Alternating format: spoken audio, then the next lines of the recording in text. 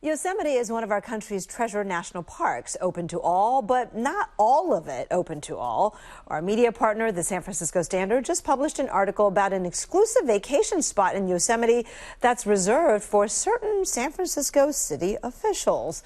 Joining us live now is senior reporter at the Standard, Josh Kane, who examined why a spot in Yosemite is reserved just for some people.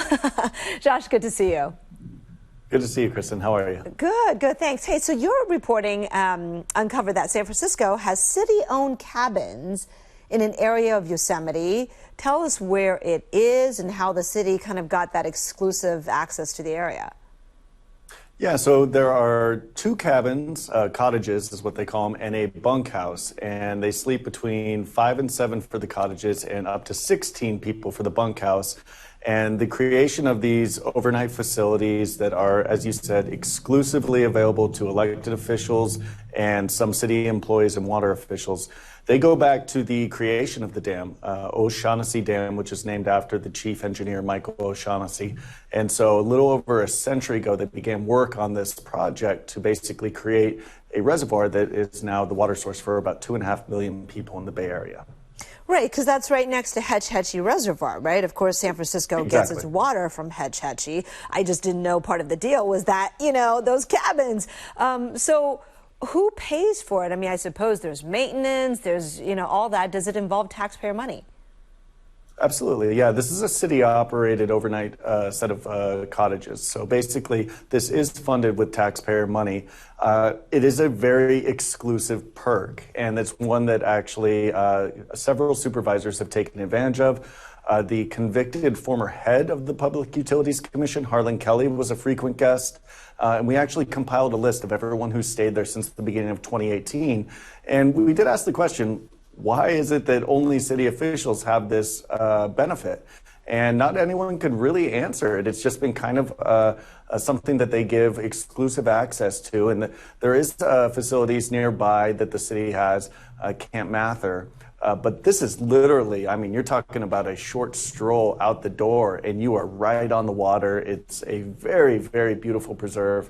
And it's something that we just felt people might want to know, hey, this is where some of your taxpayer dollars are going. This is who's staying there. And this is some place that you cannot stay yourself. I have so many questions. Like, do they have to pay anything themselves when they book it? And then are there any limits as to how many nights they can have in each year? Yeah, it's not like everybody gets to stay there for a month and then they just come back with a great tan.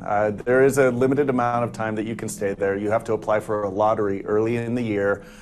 Didn't hear about anyone missing out on the lottery, but they basically say, these are the dates that we are giving to you.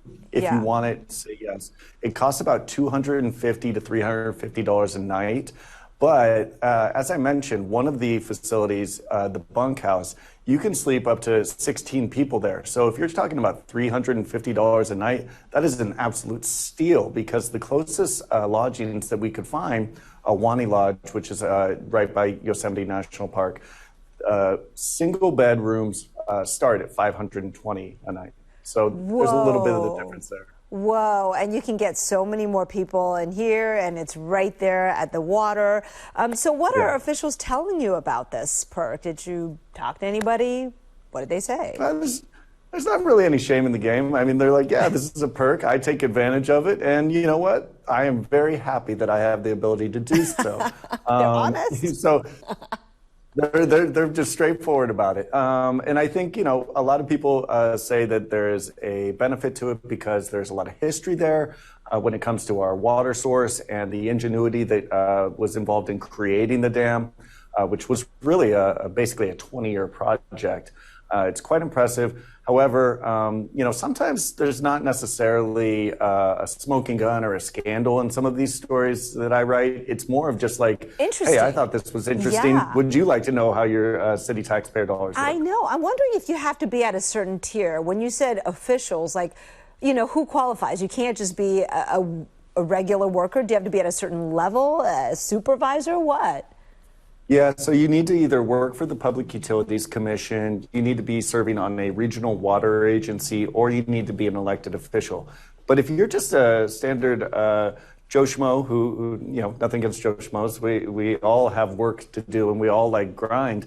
But if you're just a regular city employee, this is not for you. So it does really matter where you work to get access to these cabins. Before we let you go, real quickly, do you know of other places in California where there is this type of arrangement? There've been other, I did ask the mayor's office about this. I was like, do you know about any other city perks? And there used to be exclusive access to 49ers tickets when they were still playing at Candlestick. There's also been stories written in the past about exclusive access to the fire chief's mansion. But when I asked him, is there anything that you can say is really analogous to these cabins? They didn't have anything that popped right away to mind. So this does seem to be like a long-standing and fairly unique perk for city officials that qualify.